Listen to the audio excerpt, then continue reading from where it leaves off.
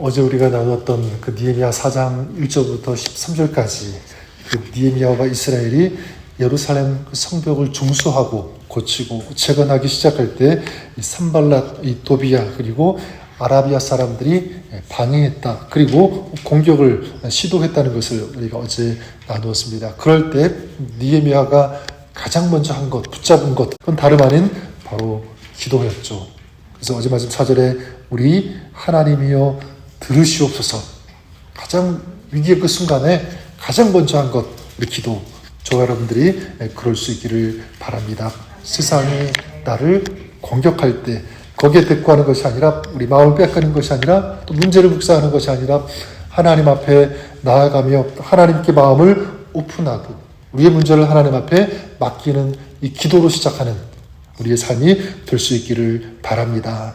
자, 대적이 이렇게 공격할 때 첫 번째 가장 중요한 대응 방법이 기도. 또 둘째 이제 또 필요한 것이 있습니다. 바로 연합이다 이렇게 말씀드리고 싶어요. 함께 힘을 합하는 것. 산발랏과 이 도비아와 아라비아 사람들과 암몬 사람들 그리고 이 아라비아 아스도 사람들이 어떻게 합니까? 함께 힘을 모으죠. 그리고 공격하려고 합니다. 그때 느헤미야는 뭐라고 이스라엘에게 제안을 하냐면 어제 말씀 9절에 보면 우리가 우리 하나님께 기도하며 그들로 말미암아 파수꾼을 두어 주여로 방비하는데 어떤 단어가 나오냐면 우리가라고 하는 단어가 나옵니다. 저는 이 단어가 굉장히 중요하다고 생각합니다. 그래서 이 파수꾼은 어떻게 하면 주야로 경계를 서면서 함께 힘을 모으기 시작하죠. 오늘 말씀 16절에도 보면 그때로부터 내 수하 사람들의 절반은 일하고 절반은 갑옷을 입고 창과 방패와 활을 가졌고 민장은 유다 온 족속의 뒤에 있었으며 무슨 말이죠? 절반은 일하고 절반은 갑옷을 입고 이 창과 방패와 활을 가져서 준비를 하는 것입니다. 싸울 준비를 하는 거죠. 그러니까 모두가 지금 힘을 합쳐서 공사도 하고 그 다음에 이제 공격에 대비하는 이 모습.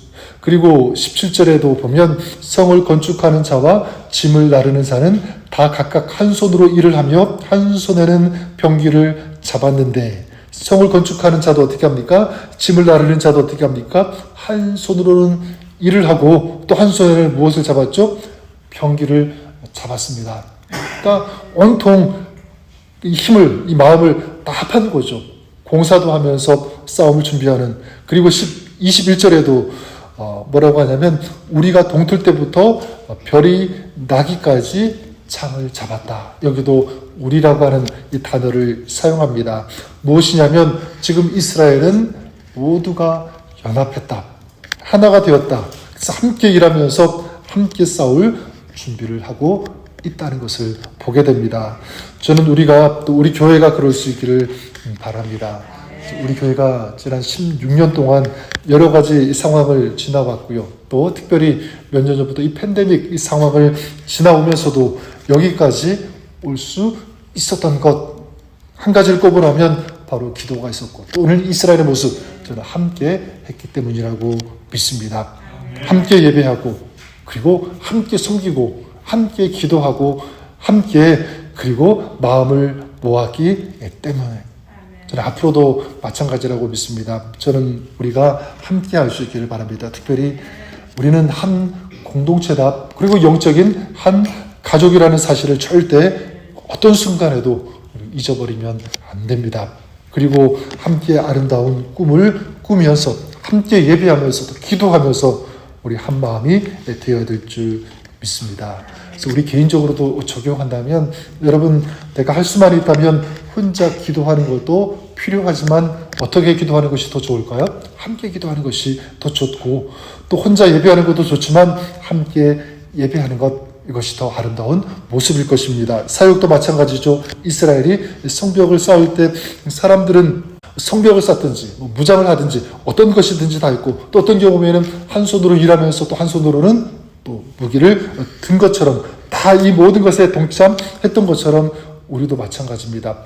적들이 사단이 마귀가 끊임없이 우리를 공격할 때 우리도 어떻게 대처해야 되는가 힘을 모아야 되는 줄 믿습니다. 어떤 모습으로든지 또 함께 사역해야 하는 것입니다. 함께 섬길 때 여러분 그 위기 속에서도 예루살렘의 그 성벽이 이제 아름답게 세워져 간 것처럼 주님의 교회 그리고 주님의 공동체 또 우리의 신앙도 아름답게 세워져 가는 귀한 역사가 있게 되는 줄 믿습니다. 적들이 공격할 때 그 속에서 성벽을 쌓을 수 있었던 것. 첫 번째가 기도고요. 두 번째가 연합이라면 마지막 세 번째가 무엇이냐면 바로 하나님을 전폭적으로 신뢰하는 믿음이라고 말씀드릴 수 있을 것 같습니다. 그래서 어제 4장 14절에 느헤미야는 이스라엘에게 이렇게 선포하죠. 내가 돌아온 본 후에 일어나서 귀족들과 민장들과 남은 백성에게 말하기를 너희는 그들을 두려워하지 말고 지극히 크시고 두려우신 주를 기억하고 너희 형제와 자녀와 아내와 집을 위하여 싸우라 하였느니라. 뭐를 호소하고 있냐면 누구를 기억하라고 하고 있죠? 바로 우리를 위해 싸우시는 하나님. 우리가 그 하나님을 기억하자. 그 하나님은 지극히 크신 하나님이다. 이걸 호소하고 있고 오늘 말씀 그 20절에도 보면 느헤미야가 또 선포합니다. 뭐라고 하냐면 너희는 어디서든지 나팔 소리를 듣거든 그리로 모여서 우리에게로 나오라. 우리 하나님이 우리를 위하여 싸우시리라 하였느니라. 저들의 힘은 강하지만 하나님의 힘은 더 강하시다. 더 강하신 그분이 우리를 위해 싸우실 것이다. 주님을 향한 믿음의 고백이죠. 그리고 호소하고 있는 것입니다. 부탁하고 있는 것이죠. 우리를 위해 싸워주시는 하나님. 아멘. 여러분 얼마나 힘이 되는지 모릅니다. 우리가 영적인 싸움을 할 때 사실은 이 하나만 제대로 믿어줘도 좀 두렵지 않을 것 같아요. 아멘. 우리를 위해 싸우시는 그 하나님. 함께 싸워주신다는 것은 무엇이냐면 우리와 지금 함께 하신다는 증거 아니겠습니까? 또 우리를 사랑하신다. 우리를 사랑하시니까 우리를 위해서 싸워주시는 거죠. 또한 우리를 위해 싸워주신다는 것은 무엇이냐면 주님은 우리가 아플 때 힘들 때 우리의 아픔과 우리의 힘듦과 우리의 곤고함을 우리 주님께서 아시고 그리고 공감하시면서 또 같이 아파하신다는 사실입니다. 그리고 우리에게 힘을 주신다. 그리고 우리가 기도하면 우리의 도우심을 들으신다. 우리가 하나님 앞에 간구하면 그 간구함을 하나님께서 들으시고 응답하신다. 바로 이것이 우리를 위해 싸워주시는 우리 하나님이신 줄 믿습니다. 저는 저 여러분들이 우리를 위해 싸워주시는 그 하나님 우리가 묵상하고요.